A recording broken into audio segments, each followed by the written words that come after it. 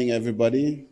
As the local of this opening ceremony with Radia, I will have the pleasure to welcome you in Morocco, this nice country. I know that we have issues to deal with because we don't want people to stay 3 hours in immigration, so we'll try to find solution to be sure that in the next, especially as we are welcoming next year the AFCON, and we expect many people coming, so I hope that we will solve all these things before. But welcome in this very nice country, which is Morocco, and welcome to Marrakesh.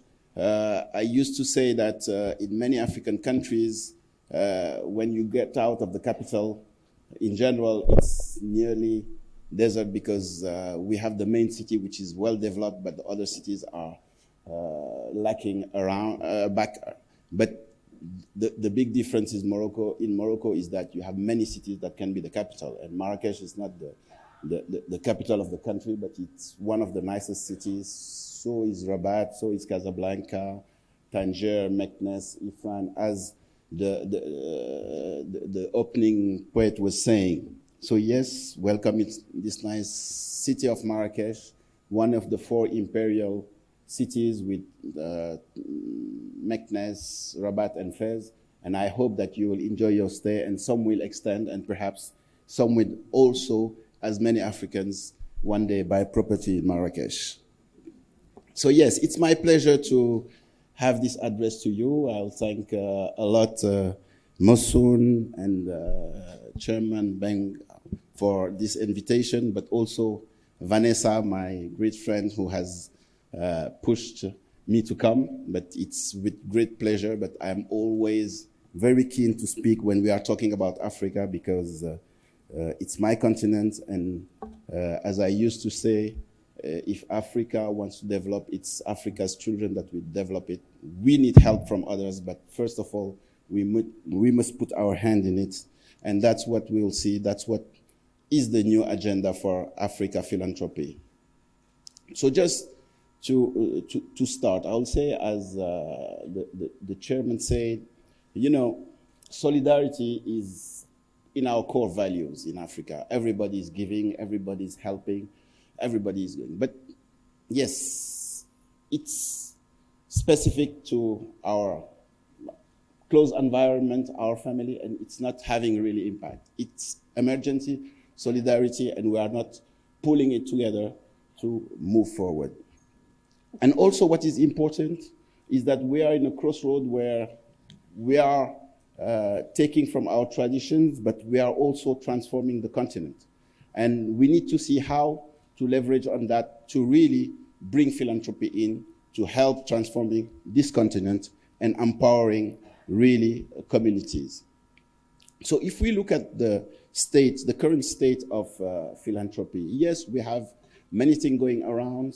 We have some collaborative philanthropies. We have seen many organizations collaborating. It have started progress also in wealth and growth in the continent. We have more and more wealthy people.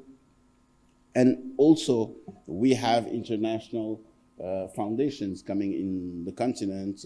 Yes, many people are talking about Bill and Melinda Gates, Rockefeller Foundation. So there are a lot of philanthropists who are helping the continent to grow, but still we need to bring in African philanthropists. There are also strategies that are in place to mobilize resources. Many strategies are in. We are trying to bring in diaspora finance. We are trying to catalyze Pan-African foundations. Some are starting to move forward more in English-speaking countries than in French-speaking, but still it's a start. And we have also capacity building in philanthropic areas. So things are moving. We have some challenges, yes. Transparency is a challenge. Also efficiency is a challenge. We need to deal with it. We need to deal also with cultural differences because, yes, we have some rooted culture, Harambee, Ubuntu, and all these kind of things that push us to have solidarity, but Africa is quite big, 54 countries, more than 20,000 different ethnical. So we need to see how to have some local impacts. Facing that, a lot of challenges. First challenge is how to leverage on these financial instruments. We have many financial instruments coming in.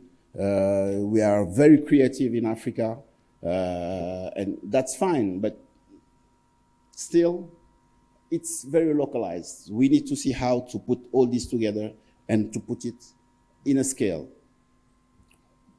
We have spoken about the cooperation between corporate and community. Yes, we need to see how to work between corporate and communities, because communities are locally based and know what are the needs at the local community, and corporates have the means. So we need to see how to challenge it. We need to also to reframe CSR. I used to say that, yes, I'm very environment friendly, very green friendly, but still CSR for me need to have another perspective in Africa. CSR is more about creating jobs, eradicating poverty, and giving wealth to people. So that's very important, and it's a big challenge in our African continent. We need to work on that to see how to move forward.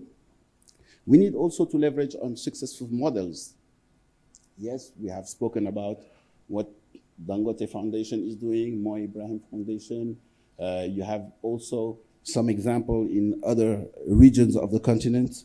We need to see how to leverage on that and also help really the cooperation between communities and the corporates, which is key to develop impact locally. We have also, and I think Bengba spoke about it, how to balance between emergency and long-term.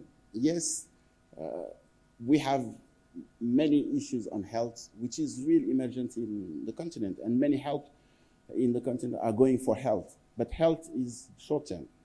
Today, education is more long-term. How we balance between this long-term perspective and the short-term perspective, which is also a very big challenge in the African philanthropy we need to deal with.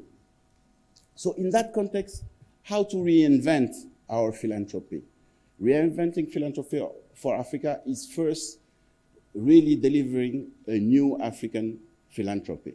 When I say delivering a new African philanthropy, is to bring Africans to a different type of solidarity, really from local proximity solidarity to impact solidarity, how to push people to be more global. For that, we need to have a real cooperation between all of us. That means that organization like African Philanthropy Forum brings philanthropy together.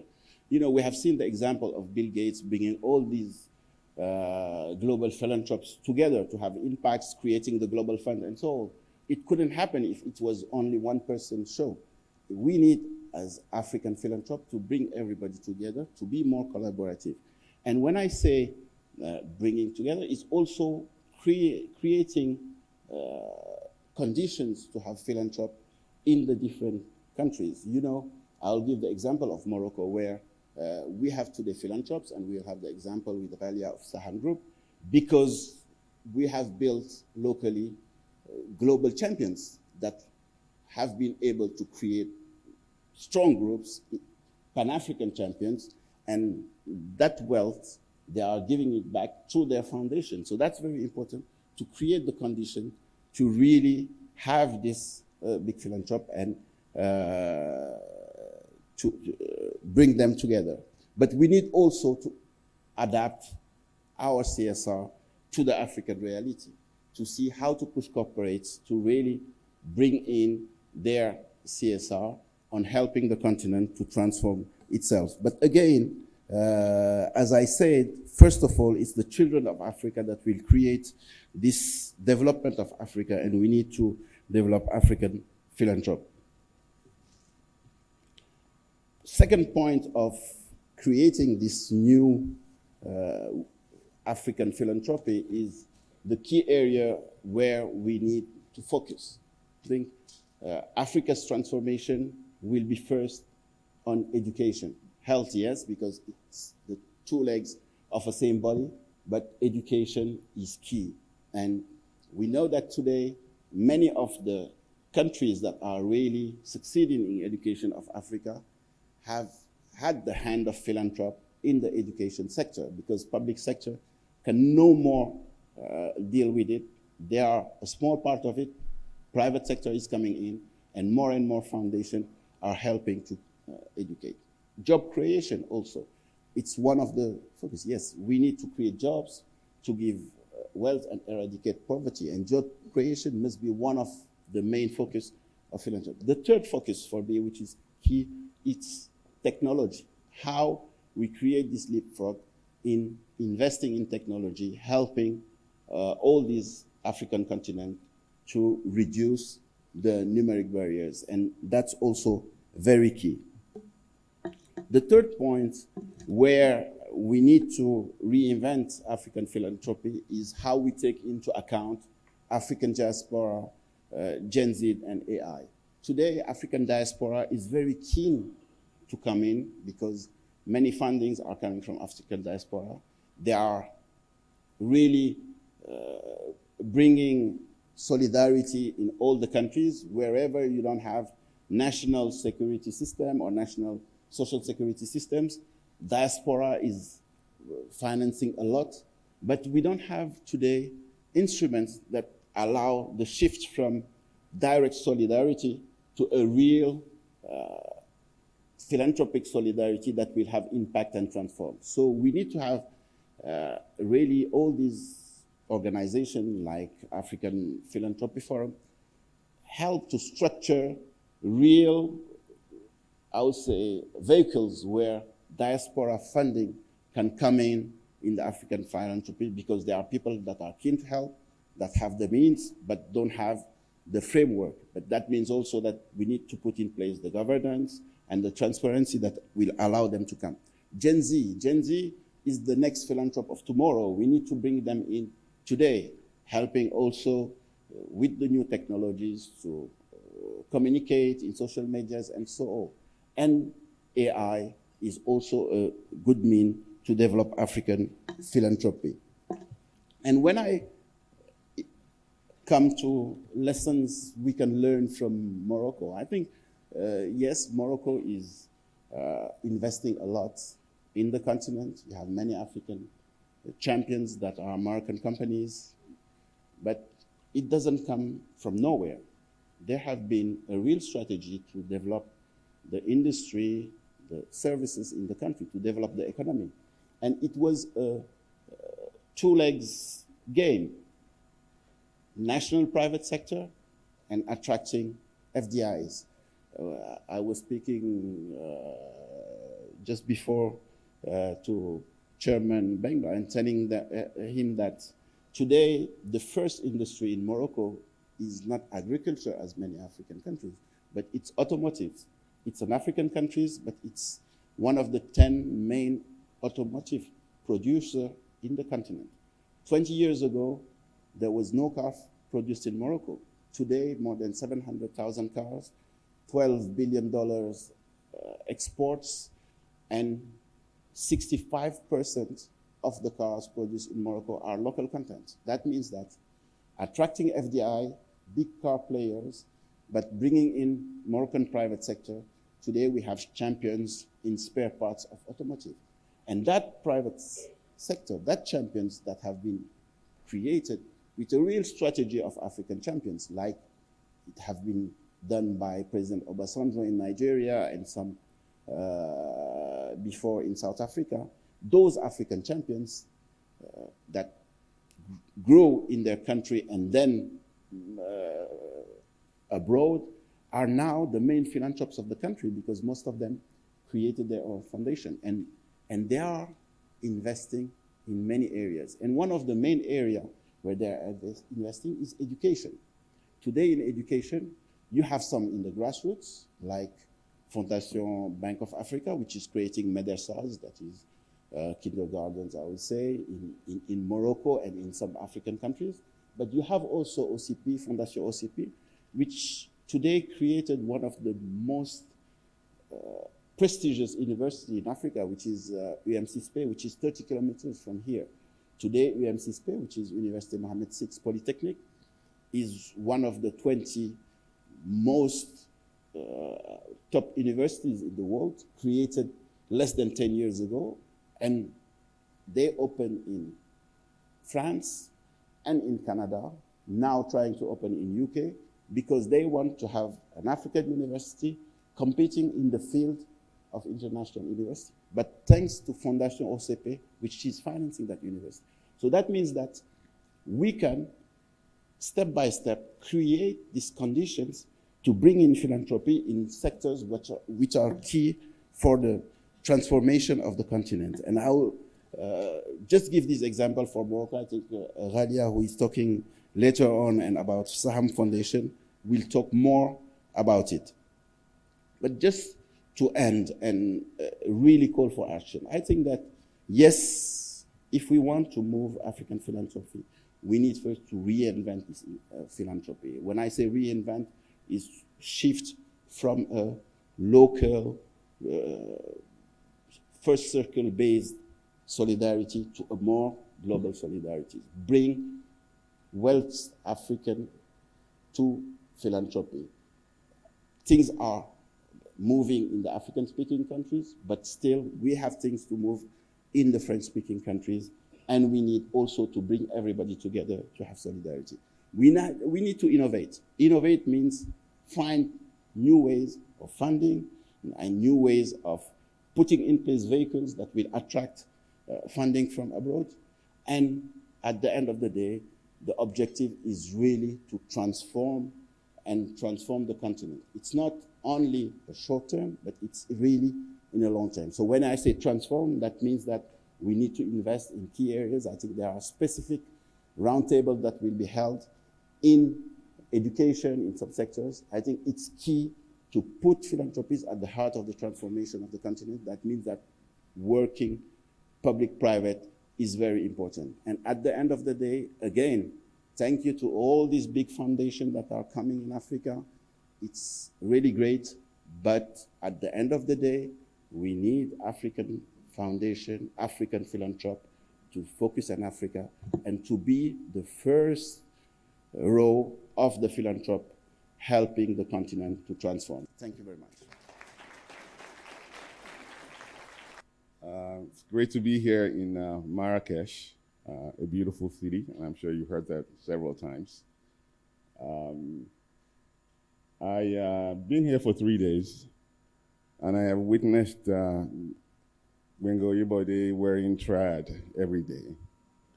And so I went and I called back to Lagos and I said, please send me my own trad so I can look like Gbengo Yebode today.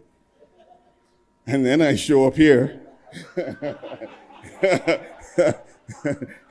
and lo and behold, Gbengo Yebode is in a suit and tie. And I'm here with my trad from Nigeria, but I feel good that the previous speaker, at least he's also wearing trad just like I am. So I am excited to be here with you today. Like the introduction, I'm Wale Adeosun. I'm the founder and chief investment officer and CEO of Kuramo Capital Management, which is a $500 million investment management group based in New York City, Lagos, and Nairobi.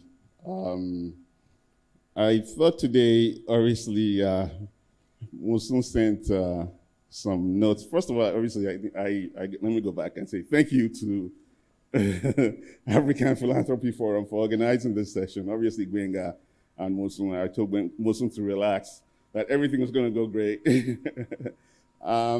And so what I was going to do today, they charged me with 3 things to do. One is to talk about how investment and philanthropy can blend together and work together for sustainable impact. And then to give a couple of examples, and then also to talk about something innovative. And I'm not sure, I mean, I have an idea that I'm kind of pitching around, but I'm not sure how innovative it is. But hopefully, but what I thought I'll do real quickly, I don't know how much time I have, but let me go real quickly through, give you a background on Kuramo Capital real quickly, right? So I, along with a couple of Kenyans and other Nigerians, started Kuramo about 2011. The logos you see there are the logos of the institutions we've all worked at. Like the introduction said, I worked at the MacArthur Foundation from 1998 to 2004. I saw my colleague Kole Shetima here yesterday, and Chris from Chicago was also here last night. So I worked in the Chicago office, primarily in the investments group. My background was investing all along, and it was at MacArthur that I really discovered the idea of investing and doing good at the same time, which has now become profit and purpose, and now I guess we've settled on impact. It was a phenomenal experience for me. I got to participate on the Africa Task Force program, and so I got involved on the program side at MacArthur. But I'll talk to you about, that will be one of the examples I'm going to give you a little bit later of how investment and philanthropy can blend. The logos there are the institutions that got us started at Kuramo Capital. We've been very fortunate. Our anchor investors at the Bill and Melinda Gates Family Office through the foundation, and the University of Michigan Endowment. Our largest investor to date is the University of Michigan Endowment. And we have one investment from the African continent, which is GPF, PIC. Here, my colleagues out of the three offices, our values in terms of integrity, teamwork, excellence, and strategic partnership in all we do. Here's a slide that we're extremely proud of. We tell people that we have transformed the private equity ecosystem in sub-Saharan Africa. And I think our approach came from just our knowledge of what we were doing on the investment side in our prior life. And we changed the ecosystem significantly. We had a different template from what the DFIs had.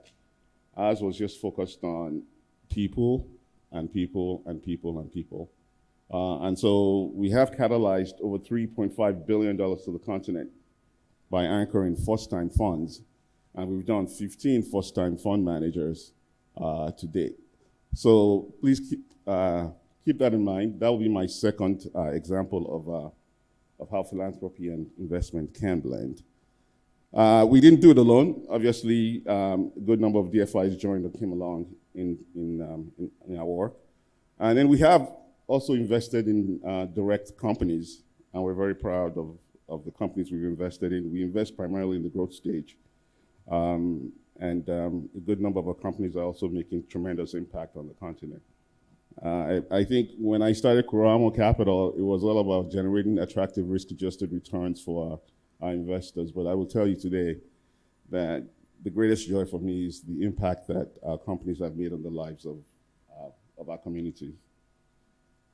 So this is just kind of captures what that impact has been, where we have exposure in over 30 plus countries, over 200 companies directly and indirectly, helped create over 650,000 jobs, impacted over 3.5 million lives. And like I said earlier, catalyzed over $3.5 billion. And this just shows how a good number of our companies, at least what we have been doing, have been reflected in the SDGs. So the first example I wanted to share with you will be on what we call Moremi Agenda Lens Initiative. I told you earlier that we started, anchored 15 first-time funds. Of the 15 first-time funds we anchored, only one was led by a woman, a lady in Ethiopia, and we supported her twice. And then we came to the conclusion, obviously, that we were leaving quite a bit of the opportunity set out there. We came to the conclusion, in the good old days, we will call it a value proposition. Now it's the theory of change. That the fastest way to accelerate Africa's transformation is to be more inclusive by intentionally increasing the capital flow to women-led businesses. And to do that, you have to increase the number of women-led fund managers. We believe if you close this gender gap, obviously inclusion is key. Increased profits for us in what we do, and then obviously it's a leadership and it cascades down to the next generation, which is very, very important. So what have we done? So this is our approach. I coined the term ABC. It's not totally sophisticated, but it's simple, which is to accelerate, to bridge, and then to catalyze. And so we started what we call the Moremi Accelerator. We launched the accelerator in Nairobi last year with 25 first-time women-led managers, the first time on the continent, actually the first time in the world, anything like that had been done. We were very impressed when we put out the RFP. We got almost 100 women responded, first-time fund managers, which is very impressive. So we started the first cohort, was supported by Ford Foundation and USAID Prosper Africa. And it was a program for about 10 weeks in Nairobi, taking folks through various modules. And primarily, I always lead the module on fundraising because I've been leading fundraising and I have so many scars from fundraising. I can talk to you till the cows come home about all those scars in fundraising. But it's critical. I mean, we're all selling is one thing always, right? And I think we always forget that. But fundraising has been very critical. So we've been fortunate that we've also we just ended the second cohort of 15 first-time women-led managers. So that makes 40 first-time women-led managers that nobody ever heard of before or never existed before. And if those 40 managers are successful enough in raising $20 million, that's a significant amount of money. We're up to 800 million. They invest in portfolio companies of about 10 each. And we're about to 8,000. And then obviously impact on lives. You can choose what ratio you want to, but it starts getting into the significant thousands. So we're very excited about that work. Then the next leg of it is what we call the Moremi Bridge facility. We were fortunate that the 2X Global selected us to lead a fund that will provide warehouse capital for some of these first-time women-led managers to build track records and sometimes also to provide working capital, because those are always challenges. As a matter of fact, I tell people that from 1998 to 2014, when Kuramo anchored the first funds in Nigeria, there had not been a single indigenous first-time fund manager based in Nigeria for 16 years. And that was because the DFIs did not like the fact that most people did not have track record. We at Kuramo Capital did not have a track record when we started. But we're very lucky that folks that I had worked with in my prior life realized what we'd done and backed us. So we changed the paradigm, we changed the approach. We started doing what we call a 360 approach, getting to find out who people truly are. Because private equity investing is about people. In our part of the world, it's like people squared, people cubed. It's all about people. I say, if we can't find you Monday to Friday, we'll find you Saturday at a wedding or Sunday in church somewhere. So you got to know who you truly are. So we have the Moremi Bridge. That's going to be closing around of about 25 million. The goal is to raise about $75 to $100 million for first-time women-led managers. We'll close on $25 million next month. And then the last thing, obviously, to catalyze this is the fund of funds, the Moremi Fund of Funds, so that we can provide capital to those women that have gone through this program and even some that we don't know about. And that's making significant progress right now.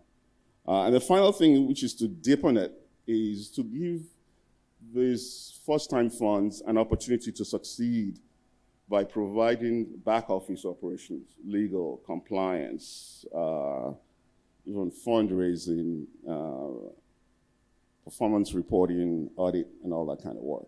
So we've created a group called SALT, my colleagues from the New York office, called SALT Advisory, that provides that for for the women funds. And so where the blending comes in is for the accelerator to get started and for us to get funds, we had to create a foundation. So we created the Kuramo Foundation for Sustainable Development. And that foundation has been thriving. We hired a new executive director, and she's been raising funds for the first two cohorts of the Moremi Accelerator. So that's my first example. I think the one key thing I'll take on this slide is when it talks about funding gap, we usually talk about capital, but there are also network gaps, and there's also operating gaps. And so we try to fill those gaps.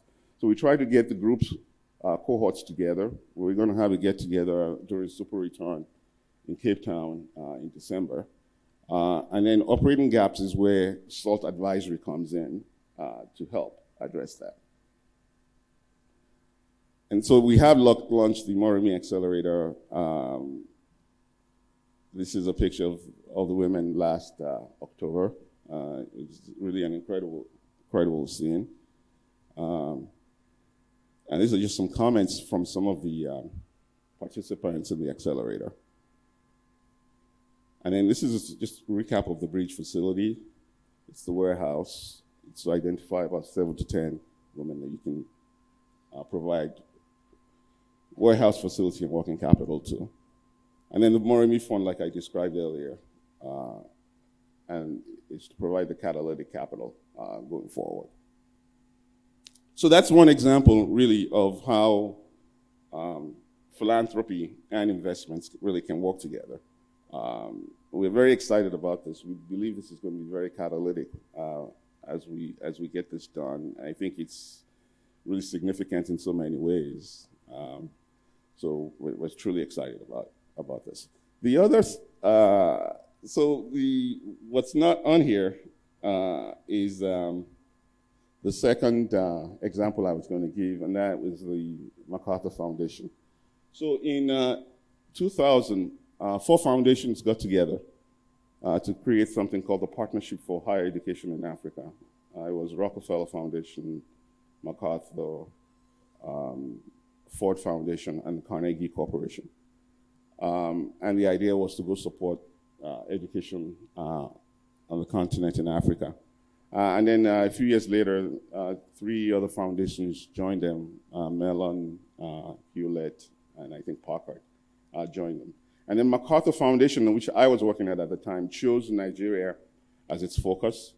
And Jonathan Fanton, who was the president at the time, created what was called the Nigeria Higher Education Foundation.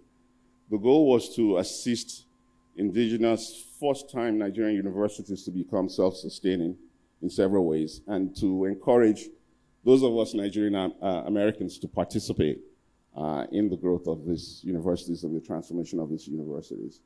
So I was fortunate to be one of the board directors at the time.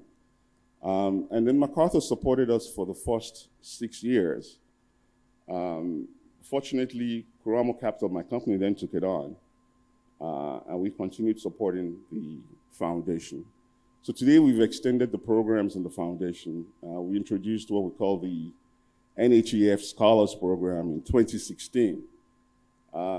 That program seeks to identify scholars from the 6 universities we support. MacArthur started with 4, we added 2 more. 6 to support the scholars. So we bring scholars from Bayero University, Ahmadu Bello, University of Nigeria, Nsukka, Port Harcourt, Lagos, and Ibadan to Lagos for a 1-week orientation program, teaching kids how to use fork and knife, how to network with folks, how to improve their CVs, and then we partner them with companies for internships for about 6 months or so. And that program has become a hit. And we're trying to increase the numbers. We've actually increased, we started off at 50, we moved up to about 100. And then last year we outdid ourselves. We actually started a program for doctors as well. And so we had 25 doctors, and that program was also a hit. This September, we celebrated our 20th anniversary. Benga and a few folks here were in the hall in New York City. where we acknowledged the past honorees and acknowledged all of those that have made it possible. But I think the key lesson here is the fact that MacArthur, yes, a foundation started it, but we on the investment side picked it up and helped it to grow and sustain it for another 16 years. So hopefully there's something to learn from that partnership and that combination. And then my final charge, which is to talk about something innovative. So the way I've been thinking these days is I believe that there's a lot of capital on the continent to do what we need to do, which is to really significantly change lives. And so we need to approach it a little differently. So my thinking is along the lines that in Nigeria, we have over 21 trillion naira sitting with the pension fund administrators. So depending on whatever exchange rate you use, that could be like $15 billion.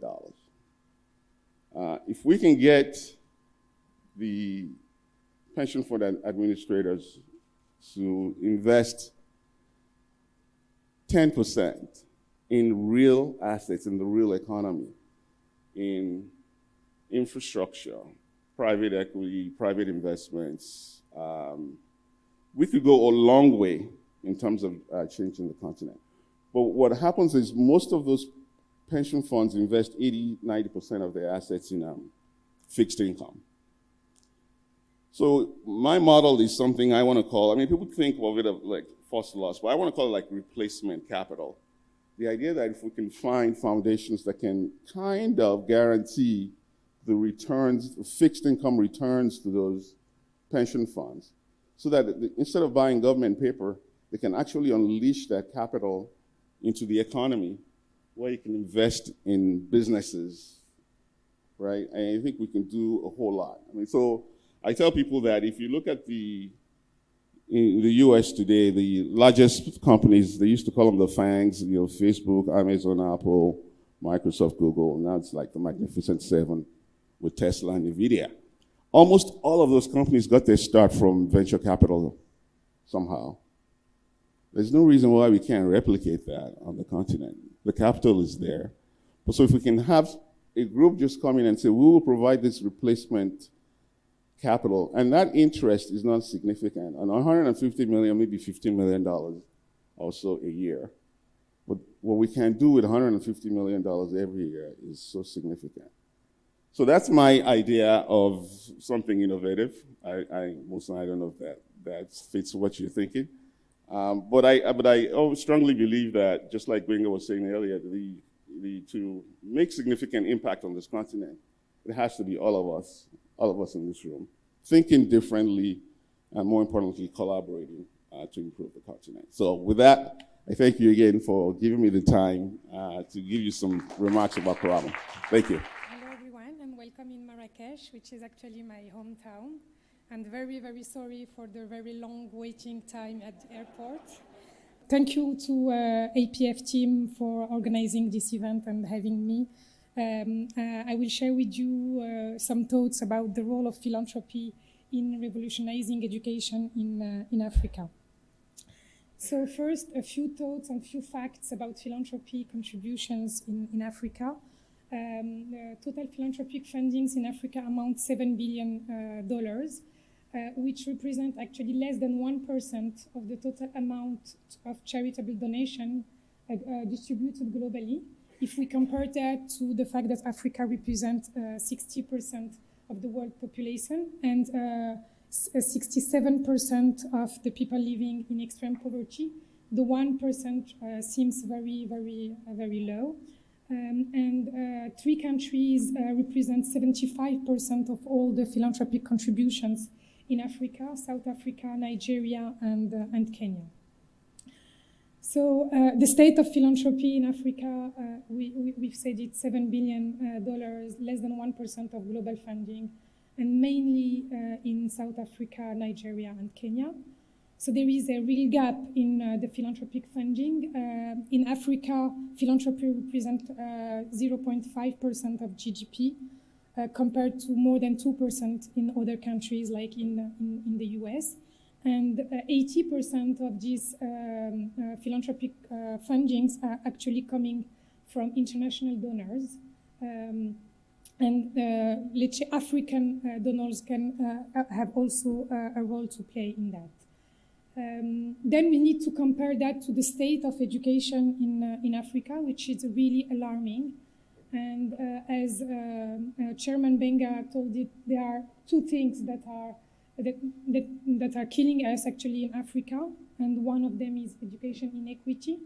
And the figures are really alarming and even shocking to me. Only 60% complete primary school, almost 100 million out-of-school children that are nowhere, and 87% learning poverty rate. What does it mean? It means that 87% of 10 years old cannot read and understand properly a very simple text.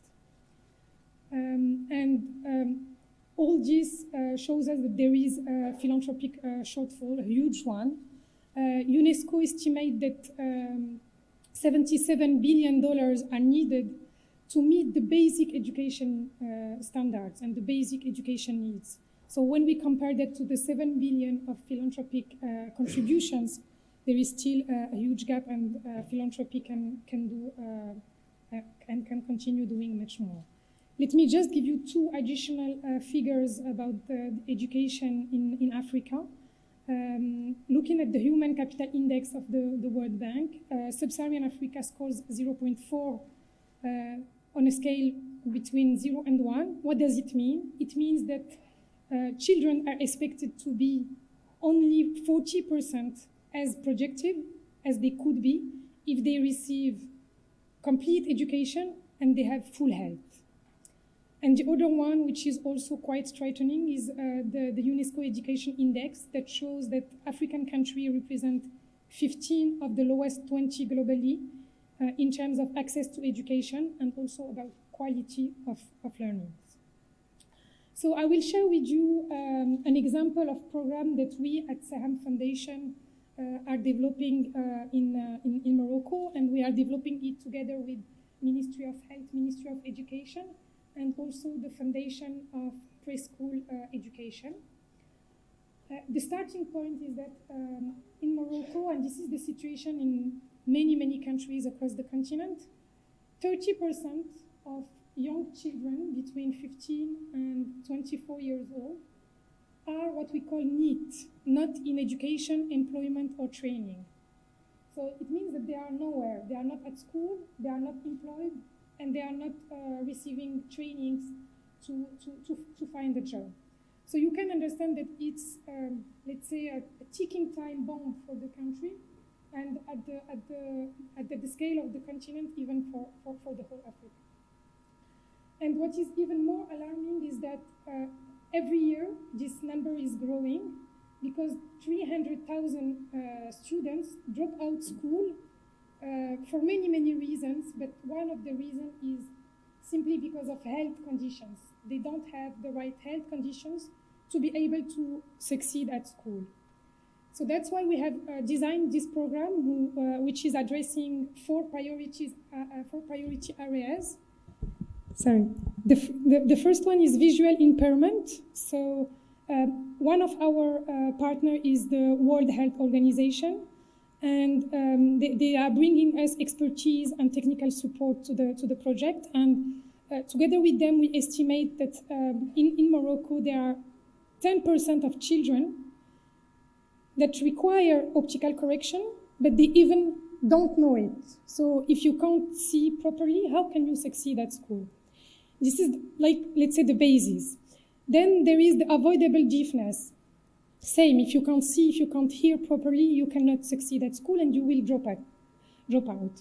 And one statistic that is really frightening for me is that 50% of deaf children are only due to untreated infections. So it means that when you have an infection, if you don't receive a treatment, basic treatment, antibiotics or whatever, and then you have repeatedly infections, you will end up deaf, and I mean, your whole life will be impacted by that. So this is something that we cover in our program. The third one is oral health. 82% of 12 years old suffer from tooth decay, and you can imagine that you don't have the right conditions to be able to succeed at school. And finally, nutrition. Between growth delay, overweight, and all the deficiencies across the different vitamins and minerals, the figures are really huge. So our project aims at targeting these issues in the whole value chain, so starting from health education with awareness, promotion, etc., but also with the identification of disorder and disease. So basically we bring doctors in the schools to see all the children that require to be seen by doctor in order to identify the disease or the disorder, and then we, of course, take care of the medical and health care, and then we monitor over the long run. So it's also an ambitious program, and I think that also this is a reason why there is a huge gap between the current situation in Africa and the philanthropy contributions, is because also us as implementers, we need, let's say, to structure programs that are at a critical mass to be able to talk with the philanthropy sector and to have the right standards in terms of governance, in terms of reporting, etc. So this program targets 1 million students every year from preschool and the first grade of primary school. Of course, we have started the program gradually. We have started with the pilot program last year, and we have covered 65,000 children across 2 regions of the country. This year, we expanded the program to 6 regions across the country, which is half of the overall country. And starting from next year, we will cover the whole country, and we will cover every year 1 million students who will benefit from this medical and healthcare to be able to succeed in their studies. So I told before about our partners. So we are partnering in this program with Ministry of Health, Education, and the Moroccan Foundation of Preschool Education. But we can see here that we miss, I think, a critical partner. We miss the philanthropic vision. And yesterday, Gates Foundation hosted an event about collaborative philanthropy. And one of the learnings was that the philanthropists, the philanthropy donors need to include the implementers and even the communities in even the design of their programs. And I think that us, as implementers on the ground, we also have the responsibility to speak up and to include this philanthropy vision even within the designing phase of our programs. So just to give you and figures of the feedback from the pilot program that we have conducted. So we have covered 65,000 children, and over the 65,000, more than 10,000 had a health issue and were seen by our doctors. So of course this requires significant team of volunteers, doctors, and real logistics to be able to go in each and every school, even in the most remote areas. But out of these 10,000 or so children, half of them, 5,000 almost, had an issue, a health issue that was not identified before. And of course, they were not having the right conditions to study at school. For example, more than 1,000 children have been fitted with eyeglasses. They didn't even know that they can see well. They see blurry, but they think it's normal because they have always been seeing like that. And almost 1,000 children received also the dental care. I talked earlier about the tooth decay, 82% of the 12 years old. And there is actually a solution which is quite easy, not expensive to implement, which is basically a sealant that we put on the teeth and we put it on the first molar, permanent molar of the teeth at around 5 or 6 years old. And then the teeth is protected for many years, for more than 10 years. So even in the areas where the dental hygiene is not at the right standard, the children are protected because of this dental care that we offer in this program. And last but not least, we had 3 children that received actually cochlear implants. They were not hearing anything, and they were able to receive a complex surgery to get their implants. So we are taking in this program all the children, independently of their needs, and all of them are taken care of. So this year we have found for the pilot program 3 children that require the cochlear implant. Next year, when we will cover 300,000 kids, and the year after 1 million every year, we will have more people more children to cover. So this is what I wanted to share with you. Thank you very much for your attention. If you have any question, don't hesitate to ask them, and enjoy your African Philanthropic Forum.